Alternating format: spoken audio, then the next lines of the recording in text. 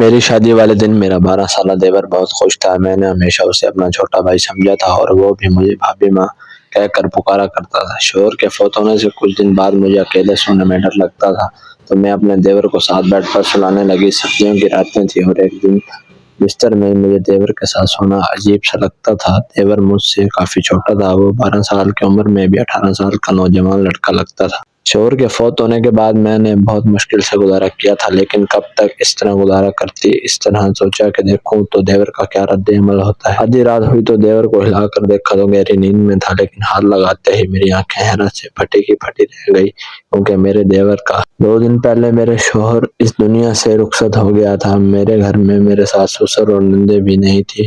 میرے شوہر کا اس دنیا میں اپنے چھوٹے بھائی کے علاوہ کوئی بھی نہیں تھا۔ احمد کی عمر صرف 12 سال تھی، وہ مجھ سے چھوٹا تھا۔ زندگی میں نے کبھی اپنے چھوٹے بھائی سے زیادہ نہیں سمجھا تھا۔ میرا دیور 12 سال کا تھا، میں نے اسے ہمیشہ بچے ہی کی طرح سمجھا تھا۔ جب میری شادی ہوئی تو وہ میری شادی والے دن بہت خوش تھا، کہتا تھا مجھے نئی ماں مل گئی ہے، لیکن میری ماں یہ سمجھاتی رہتی تھی کہ بیٹا تمہارا دیور تمہارا محرم نہیں ہے، اس سے فاصلے پر رہنا، تھوڑے عرصے کے بعد وہ بڑا ہو جائے گا، پھر اس کا اور تمہارا پردہ لازم ہوگا، اسی لیے تم بھی ابھی سے اسے عادت ڈالو کہ وہ تمہارے کمرے میں بلا روک ٹوک نہ آیا کرے۔ میں نے کئی بار دیکھا ہے تمہارا دیور بلا وجہ تمہارے کمرے میں آ جاتا ہے۔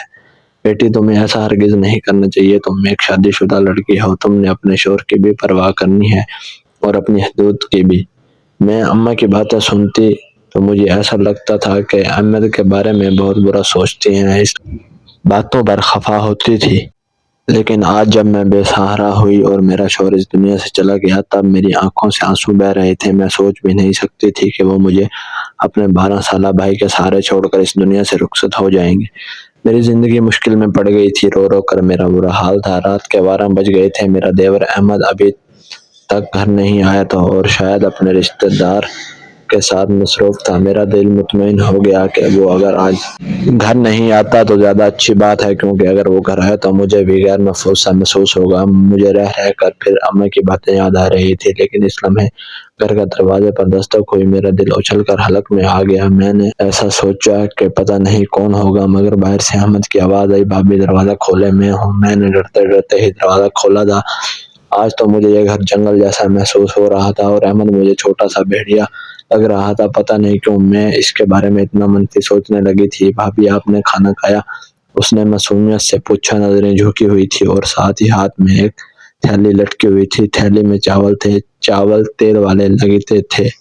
اس نے پلیٹ میں چاول ڈالے اور میرے سامنے لا کر رکھ دیا۔ بھابھی مجھے کھانا بنانا نہیں آتا، میں آپ کے لیے باہر سے لے کر آیا ہوں، آپ کھانا کھائے بغیر بھوکی مر جائیں گی۔ میں اپنے بھائی کے بعد اپنی ماں کو نہیں کھونا چاہتا۔ احمد کی آنکھوں میں بھی آنسو تھے، کہنے کو تو وہ مجھے ماں ہی کہہ رہا تھا، مگر پھر بھی اماں کی باتیں میرے ذہن سے نکل نہیں رہی تھی۔ اس نے کہا، بھابھی آپ کو فکر کرنے کی کوئی ضرورت نہیں ہے، میں آپ کا سہارا بنوں گا، آپ اس گھر سے کبھی مت جائیے گا۔ وہ بڑی جذباتی باتیں کر رہا تھا، مگر میرے ذہن میں بہت سارے اندیشے امڑ رہے تھے۔ پھر اس نے ایک عجیب بات بولی، بھابھی آپ کمرے میں سو جائیں، اور دوسرا کمرہ تو چھت کے قریب ہے، مجھے پتہ نہیں کیوں لگتا ہے کہ آپ کو چھت والے کمرے کے ساتھ نہیں ہونا چاہیے۔ اب تو سب لوگوں کو پتہ ہے کہ ہمارے گھر میں فوتگی ہو گئی ہے، تو کوئی بھی بری نیت سے ہمارے گھر آ سکتا ہے۔ میں حیران تھی کہ چھوٹی عمر میں ایسی بڑی بڑی باتیں کر رہا تھا۔ کسی نے کچھ کہا ہے؟ میں نے احمد سے پوچھا تو اس نے جواب دیا کہ نہیں، ایسا نہیں ہے، مگر فی الحال جو بات اس نے کی تھی وہ مجھے ٹھیک ہی لگی۔ اس کے بعد میں اس کے کمرے میں چلی گئی۔ کمرہ دوسری طرف تھا، جبکہ میں اور میرا شوہر چھت کے قریب والے کمرے میں رہتے تھے۔ مجھے بہت عجیب لگ رہا تھا، آج پہلی بار میں اپنے کمرے کے علاوہ آئی تھی، مگر جو کچھ میں نے اپنے دیور کے کمرے میں دیکھا میری آنکھیں پھٹی کی پھٹی رہ گئی تھی۔ تو کمرے کا دروازہ بند کرتے ہی میری نظر ایک ایسی چیز پر پڑی تھی جس نے میرے ہوش اڑا دیے تھے۔ مکمل کہانی دیکھنے کے لیے چینل کو سبسکرائب کریں تاکہ پارٹ 2 آپ تک آسانی سے پہنچ جائے۔